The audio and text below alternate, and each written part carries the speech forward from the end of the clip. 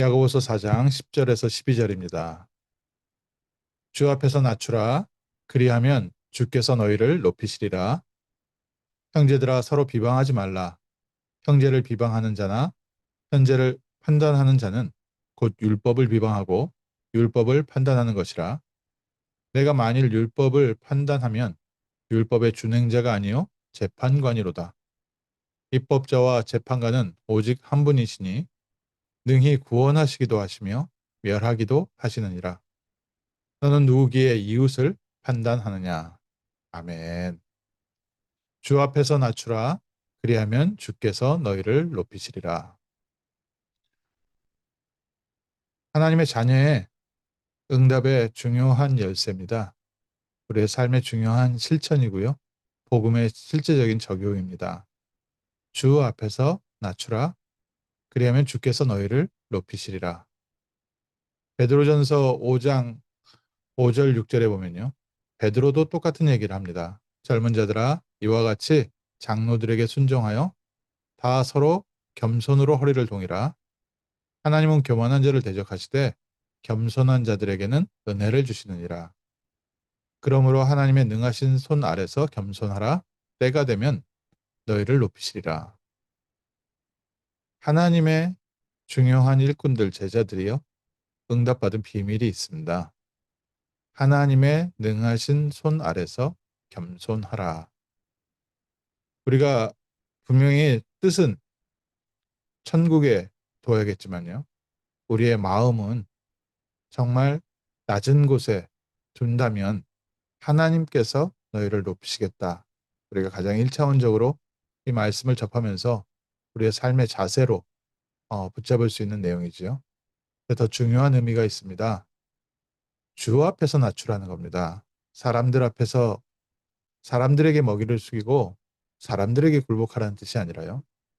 또 장로들에게 순종하라는 뜻은 나이 많으신 어른이기 때문에 존경하고 또 그 밑에 순종하라 이런 의미도 있지만 더 중요합니다. 오늘 말씀에 하나님 앞에서 하나님의 능하신 손 앞에서 겸손하라. 범사에 하나님께서 지금도 우리의 삶에 구체적으로 역사하고 계십니다. 하나님은 사람을 높이시기도 하시고 낮추시기도 하시고 하나님의 뜻하신 일을 이루어 가시는데 하나님이 모든 것을 사용해서 때로는 바로왕을 강팍하게까지 하시면서 악인마저 사용하시면서 구원과 세계복음화의 뜻을 이루어가고 계십니다. 그래서 우리의 모든 주변의 환경의 일들에 옳고 그름을 따지거나 내가 나를 알아준다, 안 알아준다 거기에 있지 않고 하나님께서 이루어 가시는 하나님의 능력 속에서 하나님의 주권 속에서 겸손하라는 겁니다. 하나님을 인정하고 하나님께서 지금 이루어 가시는 일에 저희가 조용히 성령 인도받고 있으면 때가 되면 주께서 너희를 높이시리라. 하나님의 자녀를 높은 곳에 세워서 많은 사람들에게 큰 소리로 복음을 증거하도록 하나님께서 우리를 준비하시고 인도해 가고 계십니다. 그런데 세상 사람들은요, 내가 높은 곳에 올라가기 위해서는 어쨌든 지혜롭게 행동해야 되고 또 사람들한테 기죽지 않아야 되고 모든 환경에 있어서 자기가 자기를 잘 다스리고 관리하면서 모든 주변 사람들의 시기와 질투, 경쟁 이런 부분을 뚫고 올라가면서 높은 곳에 갑니다. 하나님 자녀는 그렇지 않습니다. 우리가 하나님께서 우리와 함께 하심과 주 안에서 오히려 마음을 낮은 자세로 두고 있으면 하나님께서 높이시리라. 서로 싸워서 이길 것이 아니라 오히려 낮은 자리에 계속 하나님의 뜻 가운데 겸손하게 있었는데 하나님의 사람들은 하나님께서 높이셨습니다. 요셉과 같은 경우에도 노예와 감옥에 있었는데 때가 이름에 하나님께서 요셉을 모든 사람이 따라올 수 없는 자리에 두셨습니다. 또 누가 있습니까? 다윗과 같은 사람도 있습니다. 다윗은 목동이었고 원래 배경이 없었습니다. 중앙 정치, 왕권 뭐 그쪽하고는요 전혀 상관이 없었습니다. 그러니 함부로 사울 왕이 짓밟을 수 있는 사람이었습니다. 골리앗을 때려잡았다고 해서 갑자기 국민들의 인기를 얻긴 했지만 실제 배경이 없었습니다. 그러니 사울 왕이 핍박을 할 때 그 핍박을 감당할 만한 배경도 없고 능력도 없었습니다. 그런데 다윗이 사울 왕을 죽일 수 있는 환경이 됐는데도 사울 왕을 죽이질 않았습니다. 그거는 다윗은 그리스도 앞에서 하나님 앞에서 겸손했습니다. 하나님이 세우신 왕을 내 손으로 함부로 판단하고 내 손으로 함부로 처단한 것이 아니다. 다윗에게는 분명한 언약이 있었습니다. 사무엘이 와서 그 머리에 기름을 부어서 장차 하나님께서 너를 왕으로 세우실 것이다. 다윗이 그 말씀, 그 언약을 붙잡고 현실은 정반대로 오히려 죽음의 위기로 가는데 하나님 앞에서 겸손했습니다.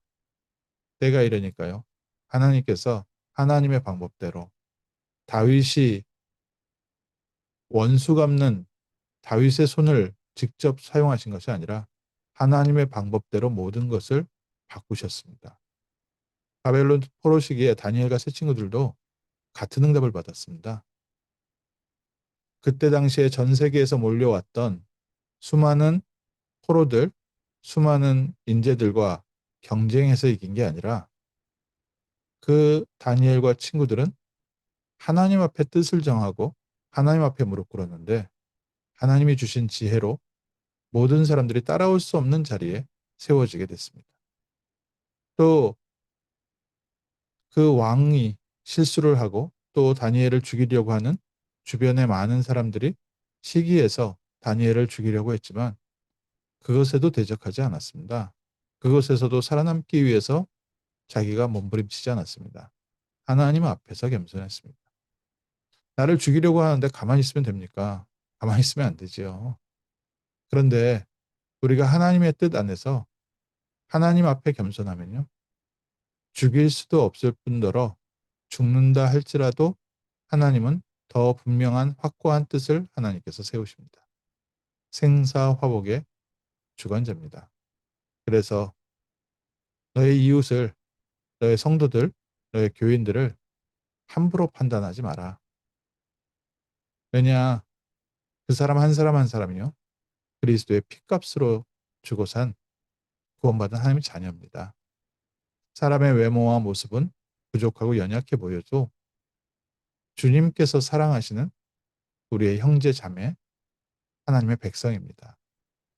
그래서 하나님이 그 각자를 통해서 이루어 가시는 하나님의 뜻이 있는데 그 뜻을 저희가 어찌 판단하고 헤아리겠습니까? 그래서 모든 것은 하나님의 손에 맡겨라. 우리가 교회 안에서 다투고 싸우고 사회에서도 경쟁하고 싸우고 맞다 틀리다 나를 알아준다 나를 알아주지 않는다 그 자리에 있으면 계속해서 하나님께서 그 자리에 두실 수밖에 없습니다.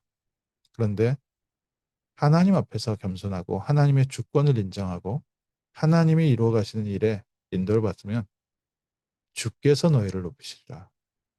이 응답을 받고 나니까요.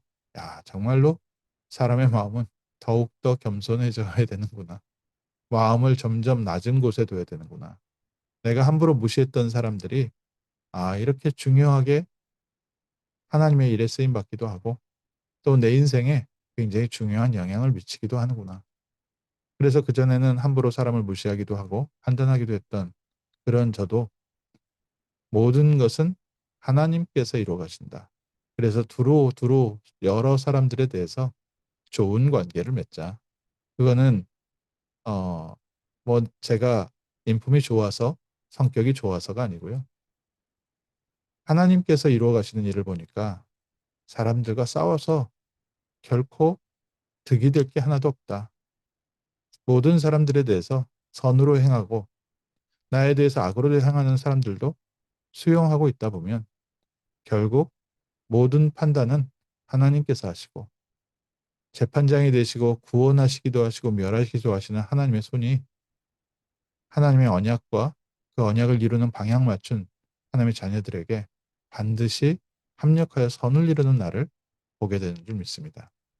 오늘 아침에 우리가 억지로 우리를 처복종시키는 게 아닙니다. 우리의 성격이 있는데, 우리의 뭐가 있는데 막 그거를 우리가 오늘부터 겸손해야지 한다고 겸손해지깁니까? 생각은 겸손해질지 몰라도요, 마음은 낮아지지가 않습니다. 내가 언젠가 너를 밟아버릴 것이다. 불끈 우리 마음속에서 올라옵니다. 그런데 우리의 겸손은 그런 겸손이 아닙니다. 하나님께서 모든 것을 완벽하게 구원받은 하나님의 자녀를 위해서 이루어 가시고, 또 하나님의 언약, 세계복음화의 방향을 이루시기 위해서 그 언약을 성취하시기 위한 여정이라는 사실을 알기 때문에 하나님의 능하신 손 안에서 하나님의 뜻과 계획과 하나님의 역사하심을 인정하는 것, 그것이 겸손입니다. 이때 하나님은 분명히 그리스도의 언약과 세계복음화의 언약 붙잡은 자에게 하나님의 뜻을 이루는 중요한 응답을 예비하시고 때가 되면 하나님이 이루실 줄 믿습니다. 오늘 아침, 그래서 저희가 확인할 것은 정말 우리가 그리스도 안에서 하나님 나라의 인생의 방향 맞추고 언약 붙잡고 힘을 얻고 있느냐. 그렇다면 모든 것은 하나님의 뜻을 이루며 합력하여 선을 이루고 많은 사람들 앞에서 하나님 자녀를 증인으로 세우는 중요한 축복이 있는 줄 믿습니다. 초대교회가 이것으로 응답을 받았고 증거를 얻었습니다. 중세 개혁자들이 이 응답의 증인이었습니다. 오늘 우리도 이 응답의 증인될 줄 믿습니다. 기도하겠습니다.